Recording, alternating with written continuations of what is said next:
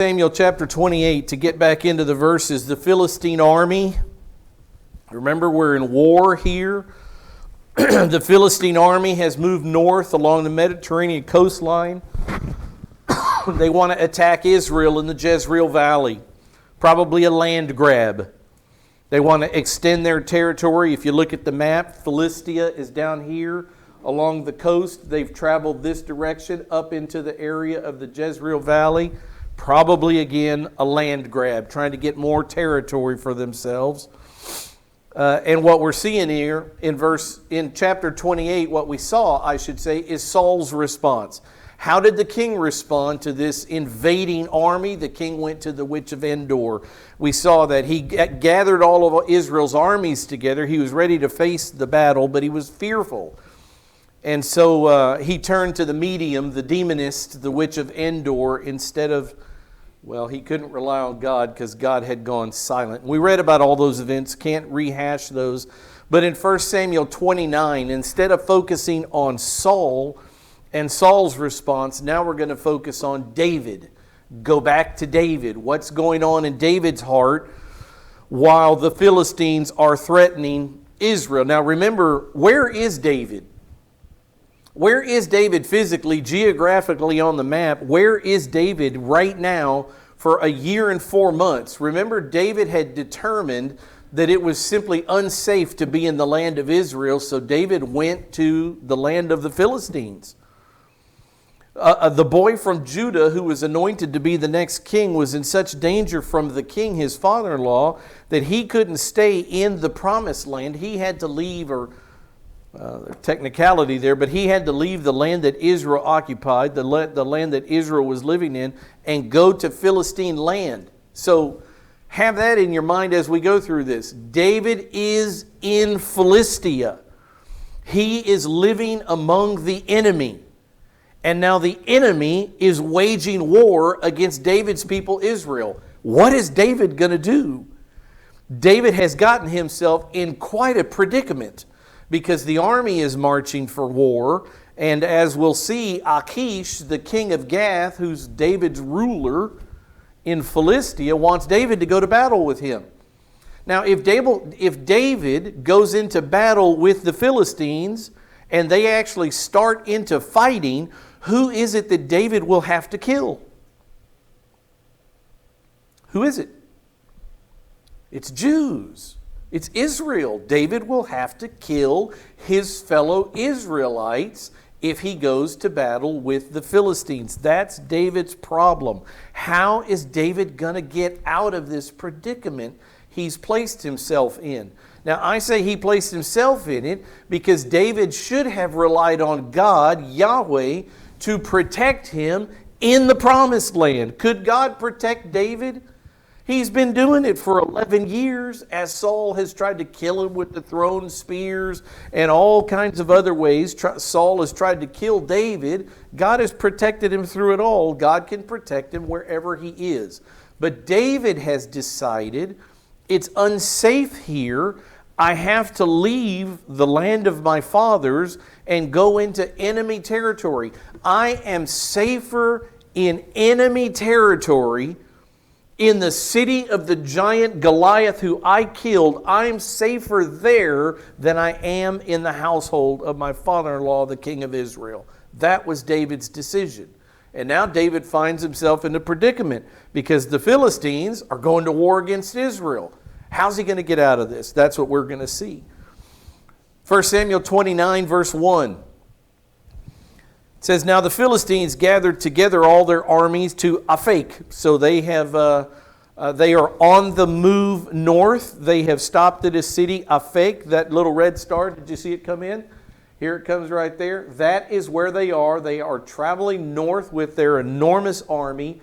They have made it this far when all of them realize, why is this guy David with us? And that's what this story is about. The kings of Philistia looking over their army as they're traveling and saying, wait just a minute, why is that guy here? The Philistines gathered together all their armies to Aphek while the Israelites were camping by the spring, which is in Jezreel. The spring is Harod Springs, Harod. Harod Springs. So the Philistines are marching into this battle area. There's Aphek right there. They're trying to go north. Eventually they will leave Aphek after these events of chapter 29, and they'll get to the Jezreel Valley. They'll get to the base of Mount Gilboa, and that's where they will have this battle. So the Israelites are camped in the basin here. There's a little stream that goes through here. It's called Harod Stream. I'll ask you now to get your brains going. Does anybody know what judge of Israel went to Harod Spring and watched the way his men drank water to decide which men would go with him into battle? Hold on to that thought. That happened at Harod Spring in the Jezreel Valley. That's where Israel is, along the spring in the Jezreel Valley in a little town called Jezreel. Not the first time. This is not the first time. It says the Philistines were at Aphek. This is not the first time they've gone there, that they've settled their army there to get ready for further push. It's not even the first time they have fought in this same area. Look what the Bible says. Let me show you this, another map. That's the Jezreel Valley area here, and this is Mount Gilboa where they will eventually go. This is where the battle takes place. This is where Saul will die. Saul and Jonathan and his other son will all die on the hill of Mount Gilboa. But concerning Aphek, not the first time the Philistines have gathered here. They know this area. They've been here before. Look what it says in 1 Samuel chapter 4, verse 1. Thus the word of Samuel came to all Israel. Now Israel went out to meet the Philistines in battle and camped beside Ebenezer, while the Philistines were camped in Aphek. They knew this place. They'd been there before. Aphek. The Israelites, it says, are by the stream. I want to show you again. I just told you in the Jezreel Valley, there's this little stream. It's called Harod Stream. It has nothing to do with King Herod. It's just the name of this stream. It's up in the north, and by the time Amy and I visited this place in 2018, it was literally just a little bitty 10 or 12 feet across. Beautiful, crystal clear water, pebbled bottoms. It was a beautiful area. This is actually where the spring is, inside this little cave. You could see, you can't really see it in the picture, but somewhere in this area there was bubbles coming up, and that was the mouth of the spring. That's what fed all the water. This is where Israel's army is. They're camped along the spring, Harod Springs. Now, what is it? Who was it that went with his men of 10,000? He had a 10,000 man army. The Lord said, this is too many men. Go to the spring, go to Harod Spring, this water right here, and watch your 10,000 men the way they drink water, and those who lap up water like a dog versus those who kneel down to drink. I think the issue is some men would reach down, grab water in their hands and drink it out of their hands, when other men went all the way to their knees, put their mouths in the water and drank directly from the water. That was the difference. The men who would lap it up and bring it to their mouths were 300, and it was those 300 men that God would kill the Midianites with. Under whose leadership? Who was the judge? Who was the judge? Who was it, Sarah? It was Gideon. It was Gideon. Gideon and his 300 men are the ones that would kill Midian. So they've all been in these areas before. Let me say this, just because it comes up, because we were there and I'm showing you photos that I took. It was very hard when we were walking around Israel to keep a timeline straight. Because the same things that happened in Gideon's day or Abraham's day were also the same places, because Israel's a tiny little place. It was the same place where Jesus walked, and it was the same. The history, 4,000, 5,000 years of human history all took place in this little area. So we would be at Harod Springs talking about Gideon, and then we would have to jump hundreds of years forward and talk about things like this and Israelites being camped there. And then we would jump another 1,000 years to the time of Jesus going through the Jezreel Valley. It was interesting, all these names, you'll see them as you pass through the scriptures. The names just keep coming up. Generation after generation, century after century. They just don't have this vast land like America. The same things happen, or different things happen at the same places over and over millennia. It was just interesting to see. We went to one place, Dan, which is in the uppermost part of Israel, and we saw a Canaanite gate that was supposed to be there during the time of Abraham's first coming into the land in Genesis 14:15. Abraham first comes into the land of Canaan. Remember, he left Ur of the Chaldeans where God said, leave your people and come to a land I'll show you. So there's this Canaanite gate that's been unearthed by archaeologists there. It's a beautiful thing. And there's a chance that Abraham passed right through underneath that very gate on his way into the land of Canaan. But if you turn around and look this way, you see the Syrian border of Israel. You see the fence there. You see the United Nations white vehicles patrolling the fence. You see a city over there that has 10,000 or so rockets pointed at Israel, run by Hezbollah. And you see trenches that were where they fought in 1974 war, Israel against Syria, where the Jews fought in these trenches. So you look this way and you see Abraham's 4000 BC gate, or 2000 BC gate, and you look this way and you see 1974. And it was hard for the brain to separate these millennia, these thousands of years that have gone by, all right here on the very same dirt. That's the size of Israel, very small place. Just an aside, Gideon was also at this spring, at this little creek, Harod Stream here, Harod Spring, several hundreds of years earlier. So Israel is at the spring. Verse 2 it says, the lords of the Philistines. This isn't new territory for either of them. They'd all been here before. The lords of the Philistines were proceeding on by hundreds and by thousands. They have a large army with them. And David and his men, the Jews, they're not Philistines, they are Jewish men. Obviously, David and his men were proceeding on in the rear with Achish. Now, there are 5 major cities in Philistia. Several of them are coastal: Ashdod, Ashkelon, Ekron. There's another one that's inland. That's Gath or Gat. That's the one where Achish is the king. And the last one, well, that's all of them. Gaza is the last one. So there's 5 major lords of the Philistine territory.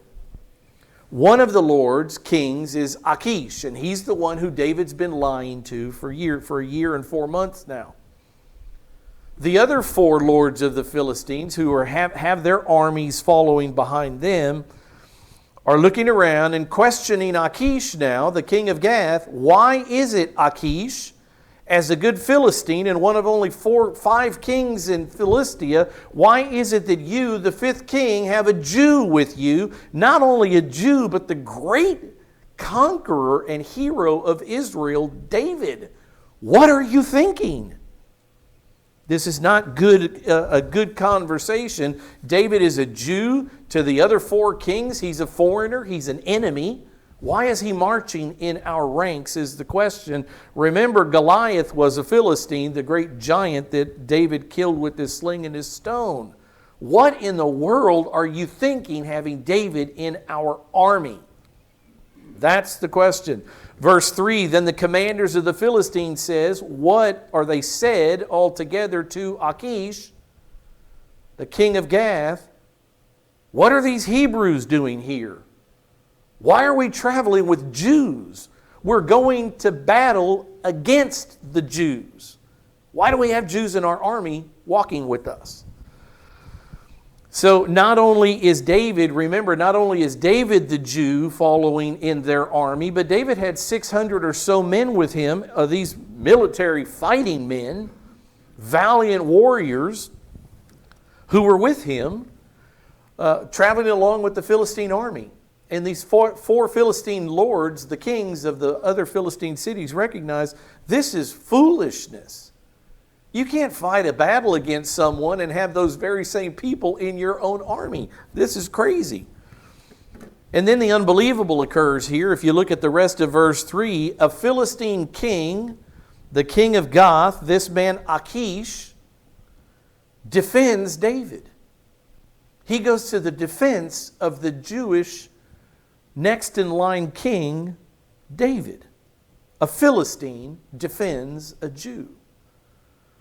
And Achish said to the commanders of the Philistines, "Is this not David, the servant of Saul, the king of Israel, who has been with me these days, or rather these years? And I have found no fault in him." Yes, it is David. It is the one you're thinking of. It is the servant of Saul. It was the commander. This is David, who was the commander of the Israeli armies. But in the years that David's been with me, I have found no fault in him from the day that he deserted Saul to come to me. I've found no fault in him from the day he deserted Saul to this day. He vouches for David. Yes, he is who you say he is, but he is David has this man completely snowed. David has Achish thinking that David is firmly entrenched in the on the Philistine side now, and that David will fight against his own people, Israel. David's got a problem on his hands. The king that he answers to, Achish, thinks that when they go into battle, he absolutely expects David to pick up arms, he and his 600 men, and kill Jewish men. He's counting on it. He believes it. David has him just that snowed. He says, David hasn't been with me for days. He's been with me rather these years. Let me just show you the verse. A couple chapters back, 1 Samuel 27, it says the number of days that David lived in the country of the Philistines was 1 year and 4 months. Remember, in this ancient mind, if you got into the next year, even by 1 day, they considered it a whole year.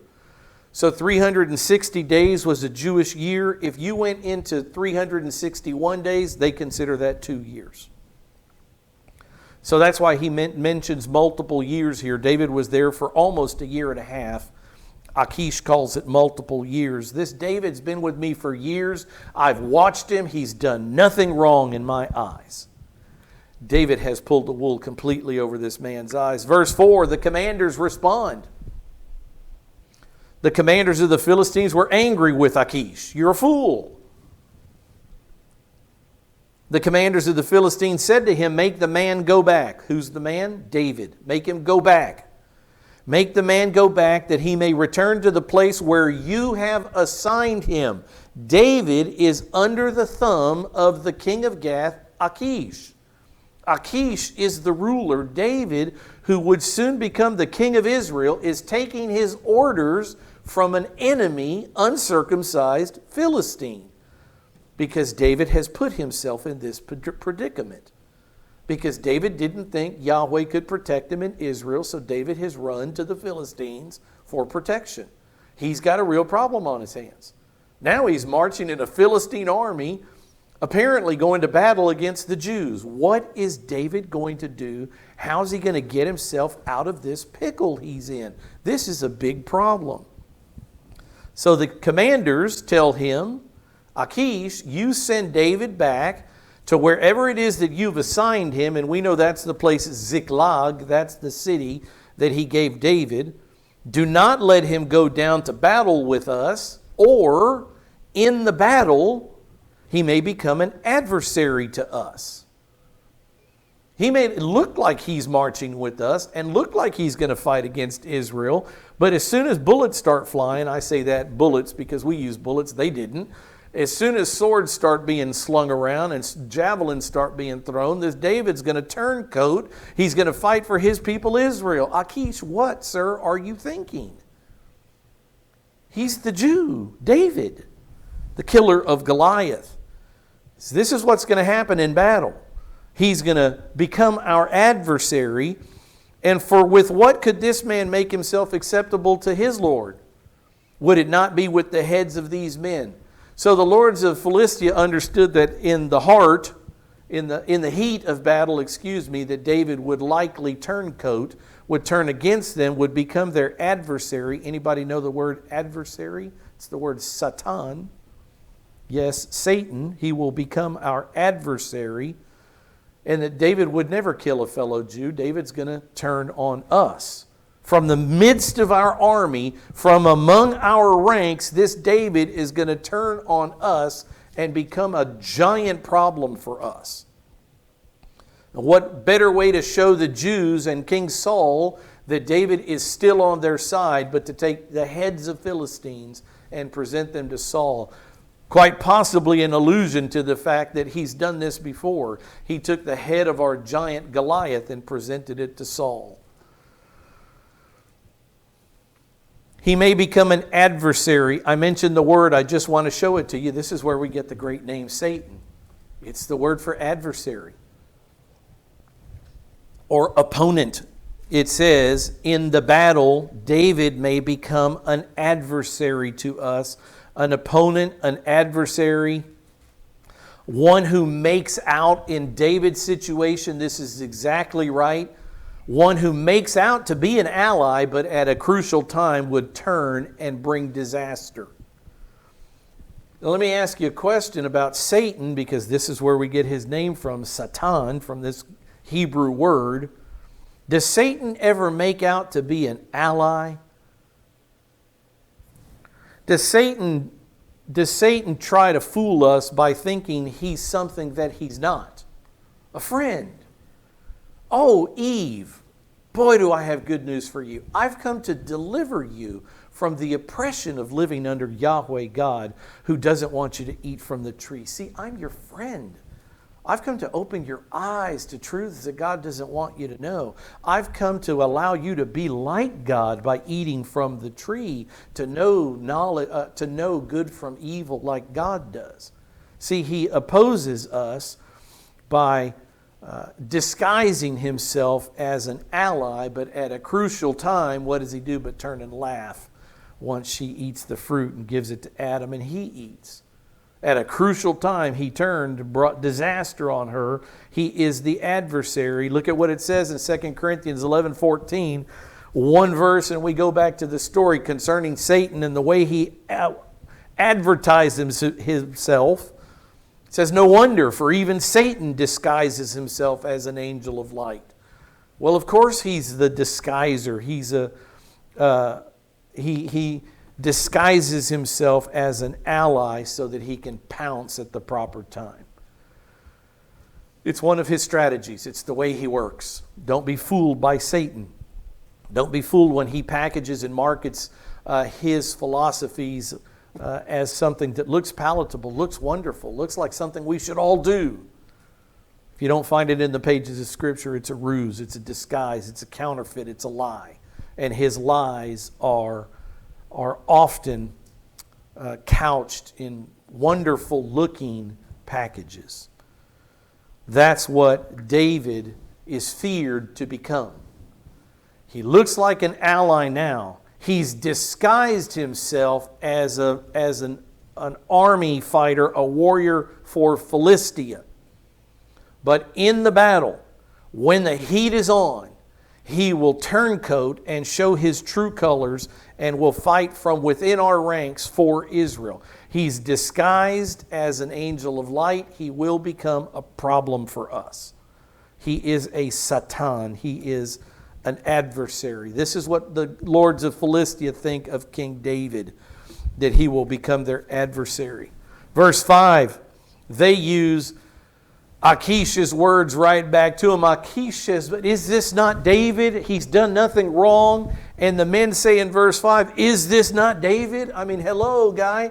Aren't you living in reality? Yes, this is David. You speak correctly. Is this not David of whom they sing, whom the Jewish women, of whom they sing in the dances, saying, Saul has slain his thousands and David his 10,000s? I mean, Achish, what's wrong with you? This is their hero. This is their giant, their warrior, the commander of their armies. This is David. You're right. Is this not David? Yes, man. Snap out of your silliness. This is David, the great conqueror of Yahweh for Israel. That's exactly who he is. They have songs about him. And you want to parade him into battle with us? Achish called David. He has to deliver the bad news. The Philistines have basically said there's no way that this man is going into battle. And so Achish calls David. And he says to David, as Yahweh lives. And you may wonder, why did he swear on Yahweh's name? I think it's a matter of simple respect for David and David's God. I don't think in any way this Achish had become a believer in Yahweh. He was just referencing David's foreign God as a matter of respect. They did this a lot in their writings, in these ancient writings, as they spoke to each other. He says, as the Lord lives. This is the king of Gath, Achish, the one who David has been lying to and manipulating for 1 year and 4 months. You have been upright. Which is ironic because he's been nothing but a deceiver to Achish. He's lied to him, manipulated him, deceived him. David hasn't done anything truthful to Achish. Remember, he's going on those raids in the south. David is killing people and lying to Achish and saying, oh, I went to Judah. I went into the Negev, to the desert, and I'm killing Israelites. I'm killing Jews. I'm killing your enemies. Oh, Achish says, that's so good, David. You're such a loyal subject of mine. He's got him absolutely fooled. So Achish actually speaks to David, naming his own God, David's own God. As the Lord lives, you have been upright, and you're going out and you're coming in with me in the armies are pleasing in my sight. You've pleased me. I admire you. I admire your loyalty to me. For I have not found evil in you. Again, irony, because that's all David has been to Achish. I have not found evil in you from the day of your coming to me to this day. Nevertheless, you are not pleasing in the sight of the lords, the 4 other kings of the Philistine cities, Ashdod, Ashkelon, Gaza, and Ekron. The kings of those cities do not want you in our army. Even though in all of your military work for me, I've seen nothing wrong. And David's lied about all of it. He hasn't killed a single Jew. He's killing the Girgashites. I forget who it was, the Amalekites. Who was down there? I forget what the names of the people were down there off the top of my head. But David was making raids into the south, clearing the land of Israeli enemies, knowing that one day soon he would become the king of Israel. He's just spending his time usefully killing Jewish enemies. But Achish, the king of Gath, the Philistine king of Gath, is completely convinced that David is on his side, that David is loyal to him, that David is no longer loyal to Saul or to the Jews, that David is loyal to him, a Philistine king. And you say, where's Yahweh in all of this? Where is God? And I would say that Yahweh is allowing David to deceive the king of Gath, but clearly we're being shown this as something not to do. We're not to follow David down this path of deceit and manipulation and lying. This is not God's intention for the way you handle your business. When you're in distress, when somebody, even when your life is in danger, lies and manipulation and deception are not God's recipe to save you. But David has turned to this. He thinks he's safer in Philistia than he was in Israel. So he's gone to the Philistine king. And the only way he can keep himself there is to lie and manipulate and deceive the king into thinking he's someone that he's not. That's not the way we should live. This is showing us an example of what not to do. David is not being righteous here. But Yahweh allows it. And Yahweh defends David and protects David even when David has gotten himself into a pickle. He's in way over his head. He cannot solve this problem on his own. I don't know what was in the mind of David. I don't know what his plan was, but whatever it was, God overruled it for its foolishness. You've got David and 600 armed men marching into battle in an enemy, ungodly, non-Yahweh worshiping army. What David was thinking he was going to do when he got to the Jezreel Valley, none of us know, because God doesn't reveal it. Doesn't need to be known. It wouldn't have worked. More lies, more manipulation, more deception. Who knows what would have happened to David had he gone into battle against the Philistines or with the Philistines against Israel. But God, gracious God, I don't want you to miss the grace of God here. Gracious God uses the four lords of the Philistines who know enough to know this David is one of them, not one of us. I don't care what you say, Achish. He's not loyal to you or to us. David must go back. Yahweh uses these four men to save David because these four men demand that David leave the ranks of the army and go back where he came from. Go back to Ziklag. God stepped in to do this. David's not making good decisions. But Yahweh keeps His promise. And what's Yahweh's promise to David? You're not going to die in battle. You're going to be the king of Israel. You're not going to impugn your name. You're not going to ruin your reputation among Israel by going into battle with the Philistines. I mean, imagine this. If David would have taken up arms in a Philistine army against Israel, would Israelite men ever say, "We want you to be our king, David"? Would they ever come to that understanding and ever come to that decision? They never would. You're a turncoat. You're a traitor. You fought against us and now you want to lead us as our king? God had to step in and save David from himself. He had to send David back into the land of Ziklag, into the land of Philistia, and get him out of this battle. Yahweh protects David using these four men. The irony is, another twist in the story, is that these same four Philistine lords who said, David can't fight with us, they saved David's life. It's these same Philistine lords that will kill Saul the next day. Isn't that interesting? God uses these four Philistine lords, these four kings of Philistia, not only to save David, but also to kill Saul. Same four men, same army. He's got multifaceted reasons for doing the things that he does. He's got all the chess pieces moving at the same time.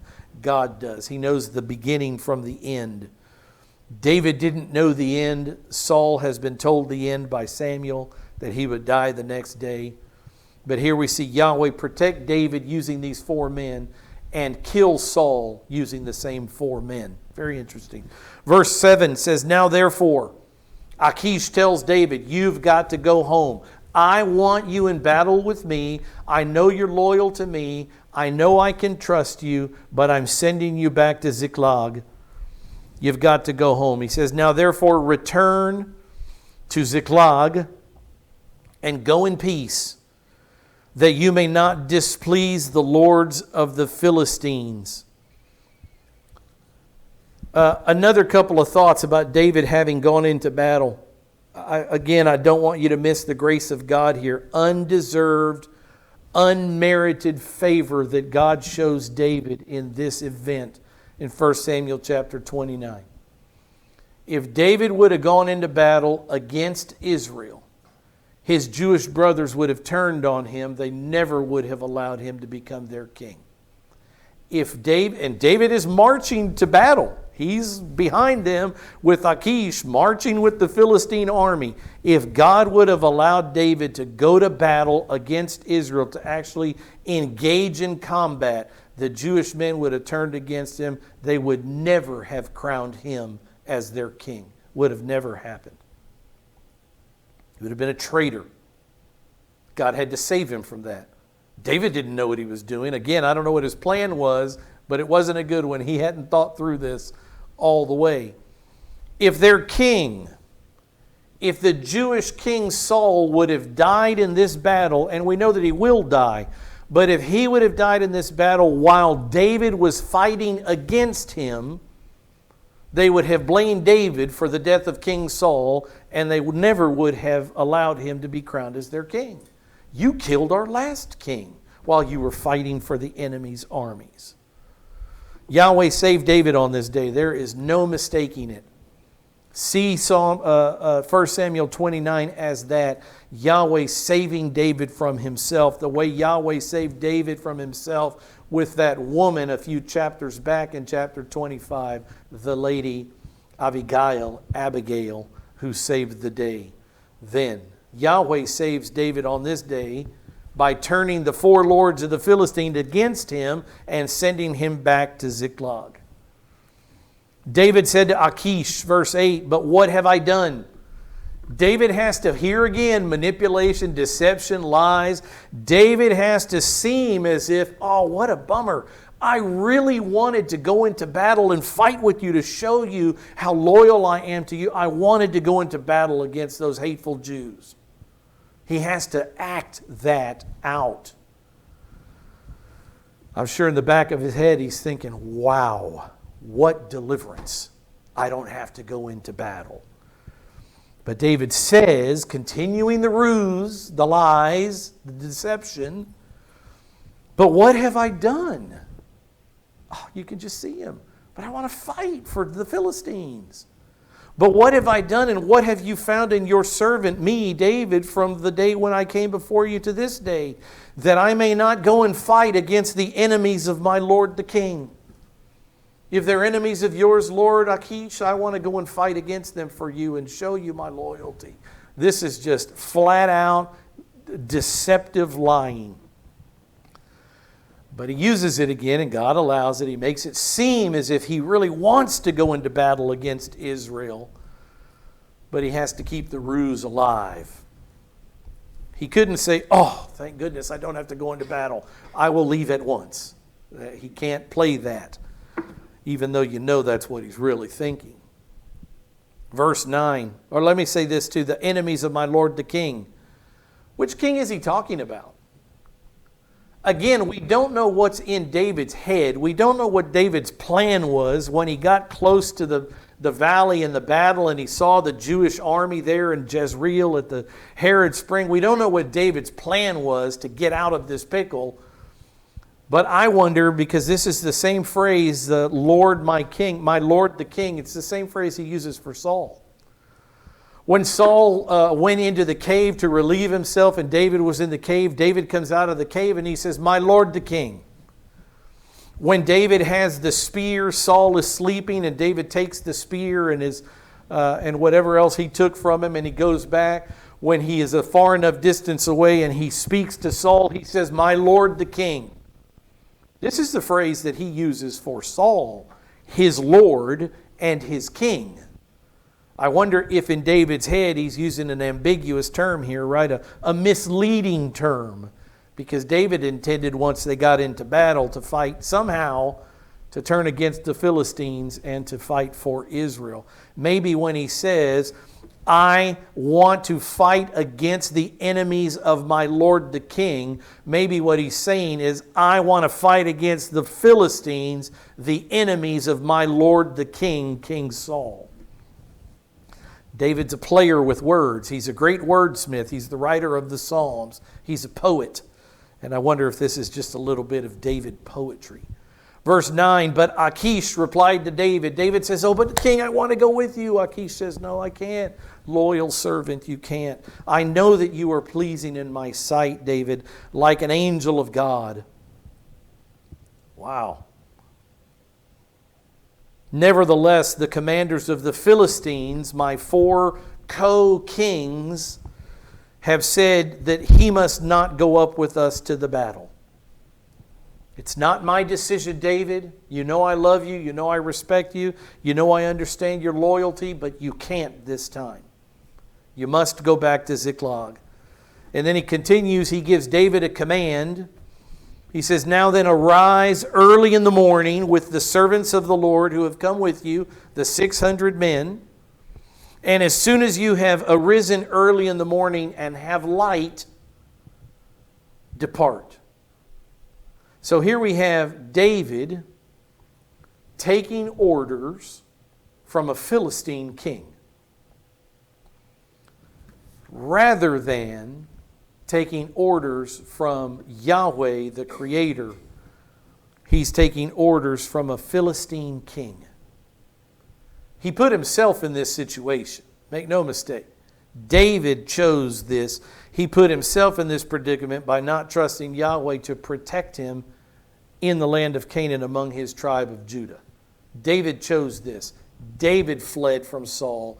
David fled to Philistia. David has put himself in this predicament of now having marched in the army of Philistines on their way up to kill Jews. David has put himself in this predicament. God gets him out of it. He turns the lords against David, says he can't fight with this. He continues to let David have this ruse, this charade against Achish. Achish says, you're loyal to me, you're a loyal servant, but the lords won't let you fight. Please go back in peace. As soon as the light comes up, you must depart. So what does it say in verse 11? So David arose early. He obeys the Philistine king Achish. David arose early, he and his men, to depart in the morning to return to the land of the Philistines. And the Philistines went up to Jezreel. So the Philistine armies, all 5 of the kings, the thousands of men in their army, continue north to the valley of Jezreel. We'll get to that. Well, we have to make one more pit stop before that in chapter 30. In chapter 31, in 2 weeks, we will get to the battle of the Philistine army and the Jewish army, the Israeli army, where King Saul will die in 1 Samuel chapter 31. David has been saved by Yahweh. David got himself in the kind of pickle that it would seem impossible to get out of it. And God has gotten him out of it. He's no longer marching with the army. He's no longer expected to kill Jews. He can take a deep breath. By God's own grace, God's gotten him out of this. And he goes back to Ziklag. Next week, we're going to find out what happens. What does David find when he goes back to his city? But he finds that the city of Ziklag has been sacked, and all the people, including his 2 wives, one of whom is Abigail, have been taken captive. So David has to go into battle against some people to get his people back. We'll see that next week in chapter 30. Let's close in prayer. Father,